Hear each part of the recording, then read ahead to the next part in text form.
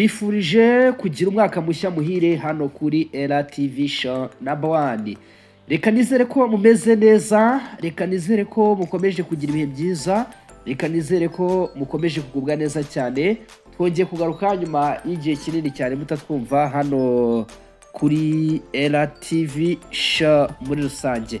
Bayikaze irambuye cyane kuri izi page n'amakuru menshi dukomeza kugenda tubagezaho ndetse na byinshi dukomeza kugenda tubaramburira. Makuru yacu agiye kwibanda kuri izi ngingo zikurikira. Mu gihugu cya Uganda, Museveni asanga ibyo Amerika ngo yakoze muri Venezuela bikwiye ngo gukangura abanyafrika. Ibi kandi turabigaruka mu buryo burambuye cyane. Na Israel igiye gufungura ambasade muri Somaliland imaze iminsi itavugwaho rumwe. Naho mu gihugu cya Venezuela, mu yandi makuru turibuze kurebera hamwe, Maduro yiyemeje kwiyamamariza kuyobora Venezuela. Aya makuru turaza kuyasoreza ku bitero bya Israel kuri Libani byakomeje. Tubahaye ikaze kuri izi page zikomeye cyane hano kuri Era TV show. Maduro yiyemeje kwiyamamariza kuyobora Venezuela.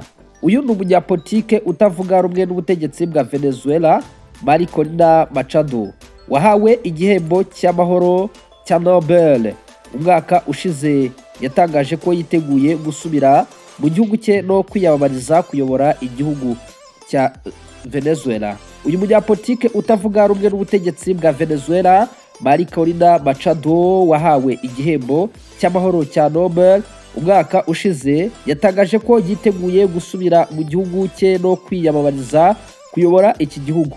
Maduro yari aherutse gutangaza ko yiteguye gushyigikira igitero cya gisirikare cya Leta Zunze Ubumwe za Amerika kuri Venezuela igihe cyose cyaba kigamije ngo gukuraho ubutegetsi bwa Perezida Nicolas Maduro.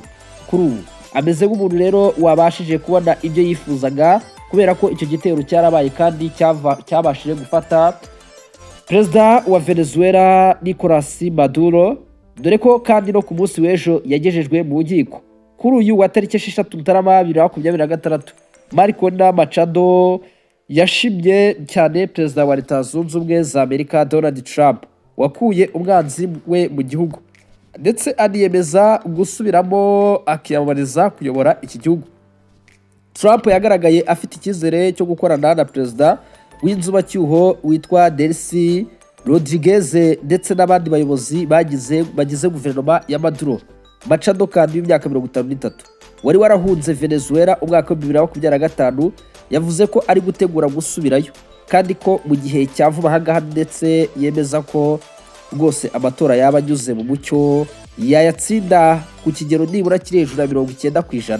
Ati ndi kwitegura cyane pe gusubira muri Venezuela vuba bishoboka, ndabatsubiyeyo mu matora aciye mu mucyo. Ati kandi n'ubwisanzure tuzatsinda pe, tuzatsindira hejuru ya 90%. Maduro kandi yakunze kuvuga ko abatavuga rumwe n'ubutegetsi biteguye gufata ubutegetsi mu buryo butekanye, ndetse ko abarenga 80% mu ngabo na polisi bazafatanya muri iyo mpinduka izaba itunguranye kandi itekanye. Donald Trump aheruka kubwira ikinyamakuru NBC ko n'ukuri rwose ngo yashyira ibintu ku murongo mbere y'amatora. Kuri ubu Delcy Rodriguez uherutse guhabwa inshingano zo kuyobora Venezuela by'agateganyo yarahiriye izo nshingano. Ni irahira ryabaye rero nyuma y'amasaha make cyane Nicolas Maduro agejejwe mu rukiko rw'i Montana muri Leta Zunze Ubumwe za Amerika. Avuga ko akiri perezida wa Venezuela, ndetse yiregura ahakana ibyaha byose ashinjwa birimo ibijyanye ngo n'iterabwoba rishingiye ku bicuruzwa by'ibiyobyabwenge.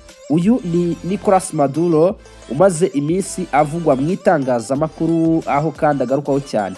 Ibi kandi ndabijyanana n'inkuru ya kimwe mu bihugu hano mu karere k'ibiyaga bigari, by'umwihariko aka karere ka Afurika y'Uburasirazuba karimo igihugu cya Uganda, igihugu kitajya cyemerana neza cyane by'umwihariko na Leta Zunze Ubumwe za Amerika. Icyo nta kindi ni igihugu cya Uganda kwa Kaguteye Museveni ngasanga ibyo Leta Zunze Ubumwe za Amerika yakoze muri Venezuela bikwiye gukangura abanyafrika. ni perezida wa Uganda Yoweri Kaguta Museveni rero yavuze ko igitero cya Leta Zunze Ubumwe za Amerika kuri Venezuela ari isomo rikomeye cyane ku banyafurika, ndetse riributsa neza ngo akamaro ko kwishyira hamwe no gushyigikira no kwishyira imbere no gushyira imbere umutekano w'umugabane wa Afurika mu buryo bufatika bikwiye. Mu gihe kandi The Monitor News yatangaje ko ibyo perezida Museveni yabivuze kandi akabivuga mu kiganiro yagiranye n'abakoresha imbuga nkoranyambaga, ubwo ngo yari abajijwe ku masomo yasizwe ndetse n'ibyabaye kuri Venezuela. Perezida Museveni yavuze ko ngo by'umwihariko abanyafurika muri rusange bakwiye kubyigiraho, gufatanya no gushyira hamwe by'umwihariko ndetse mu by'ukuri mu karere ka Afurika k'ibiyaga bigari, kuko ngo ari byo byatuma hubakwa ubushobozi bwo kwirinda ibitero bagabwaho ibyo ari byo byose. Museveni kandi yavuze ko ibyabaye kuri Venezuela bigaragara nk'icyuho Afurika igifite ku bijyanye n'umutekano, kuko ngo Amerika yagabye igitero inyuze muri izi nzira zitandukanye zirimo izo mu mazi, ku butaka ndetse no mu kirere. Ati mushobora kumva icyuho kandi ati rwose ndi kubabwira uyu munsi Leta Zunze Ubumwe z'Abanyamerika zishobora kugaba igitero cyo ku butaka, mu mazi no mu kirere, nyamara Abanyamerika y'Epfo nta bushobozi bufatika bwo kurwanira mu mazi bafite. Perezida Museveni kandi yagaragaje ko ibyo bisaba ubufatanye kugira ngo ubwo bushobozi bwubakwe, dore ko kandi yavuze ati mu buryo bwa Afurika ikwiye kubyigiraho, by'umwihariko muri Afurika y'Uburasirazuba, ibihugu bitandukanye ndetse mu miterere. Ati niyo mpamvu mvuga nti kuki mutabona ko dukwiye kwishyira hamwe nka Uganda se ndetse yakubaka ite ingabo zirwanira mu nyanja kandi nta nyanja dufite. Ati imiterere ya politike muri Afurika ntishyize mu gaciro na gato, hari ibihugu byinshi bidakora ku nyanja bikadindira mu bukungu bwabyo. Ati ndetse kandi no kwirindira umutekano. Ati dusa n'abafungiranye pe, kuko mba nibaza uko nabigenza ngo nohereze umusaruro mu mahanga. Perezida Museveni yanavuze ko ibihugu bikiri mu nzira y'amajyambere by'umwihariko muri Afurika biri mu bizakomeza kwibasirwa n'ibikomeye cyane mu gihe bidafatanije mu kubaka igisirikare kirwanira mu bice byose ndetse kandi gikomeye ku buryo cyabasha guhangana n'ibitero ibyo ari byo byose by'ibihugu byo hanze. Mu gitondo cyo kuri uyu wa gatandatu tariki 3 Mutarama 2025 nibwo Amerika yagabye ibitero mu murwa mukuru wa Venezuela aho bita rero Caracas, ndetse Perezida Nicolas Maduro n'umugore we baje gufatwa bajyanwa muri Amerika nk'uko amakuru abivuga.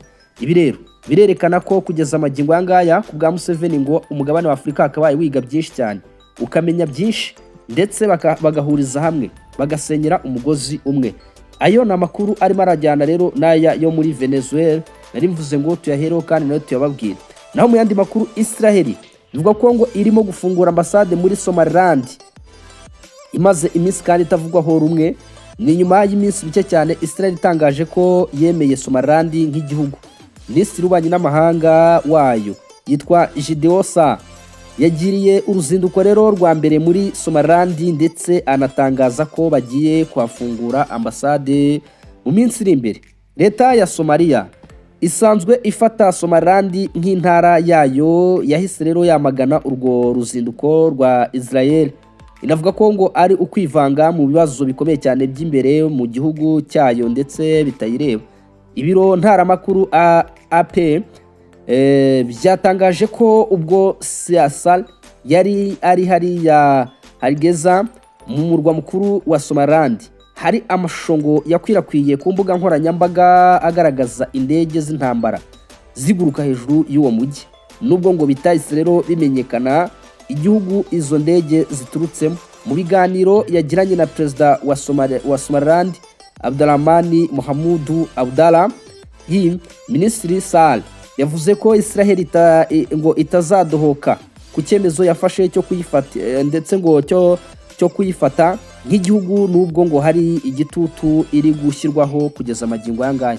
Ati twumvise abatunenga ndetse n'abatwibasira, ariko nta gihugu na kimwe kizagena abo Israel yemera ndetse nabo ndetse igirana nabo umubano. mu bya diplomasi ndetse n'ibindi. Ati ntajyo pe. Somaliland rero yatangaje ko urwo ruzinduko ari intambwe ikomeye cyane mu mubano w'igihugu cyayo ndetse na Israel. Bavuga ko kandi bazakorana neza cyane kugeza icyo gihe. Ubu rero Israel ikaba yemeye ko igiye kwafungura ibiro bya ambasade yayo. Ibi byose ni ibikomeza kugenda bivugwa. Reka nyahinira ahangaha. Ibitero bya Israel kuri Libani ngo byakomeje kuri uyu munsi.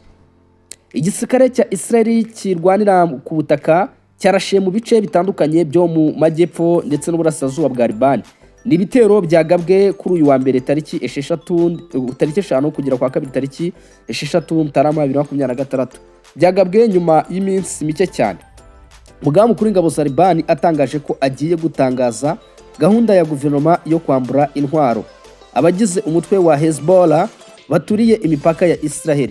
Umunyamakuru wa Associated Press ufata amafoto wari mu mujyi wa Sidona aho byabereye yavuze ko ngo harashwe nibura inyubako ngari y'ubucuruzi yari irimo amaduka n'izindi nyubako zitari zituwemo muri icyo gitero. Kandi nibura ngo umuntu umwe niwe wakomerekeyemo aza kujyanwa mu bitaro, ariko nta muntu n'umwe ndetse ngo biratangazwa ko waba wabiguyemo. Igisirikare cya Israel cyatangaje ko cyari kigambiriye guturitsa ububiko bw'intwaro ndetse n'ibikorwa remezo byifashishwa n'abarwanyi b'umutwe wa Hezbollah ndetse na Hamas. Cyemeje ko cyari kizi neza ko aho ubwo bubiko buri hari guca ndetse hanategurwa abasivili, ikanenga uwo mutwe kuba ngo warahisemo gukorera aho hantu. Israel ivuga ko mu by'ukuri cyangwa se nagaragaza ko amasezerano ya Libani yo kwambura intwaro abarwanyi ba Hezbollah atubahirijwe. Byafashe amasaha 2 gusa nyuma y'uko umuvugizi w'igisirikare cya Israel ashyize ku rukuta rwe rwa X ko ibitero bya gisirikare bishobora gukomeza mu bice bibiri byo mu burasirazuba ahazwi nka Bakavari ndetse no mu bice bibiri byo mu majyepfo y'igihugu. Nyuma ndetse y'ikinyamakuru cya leta cyavuze ko inzu yarashwe mu gace ka Manara muri Bekavari ari ibya Shalban al-Sayed wari umuyobozi rero mu by'ukuri w'ingabo za Hamas wishwe mu gitero cya drone muri Gicurasi 2024.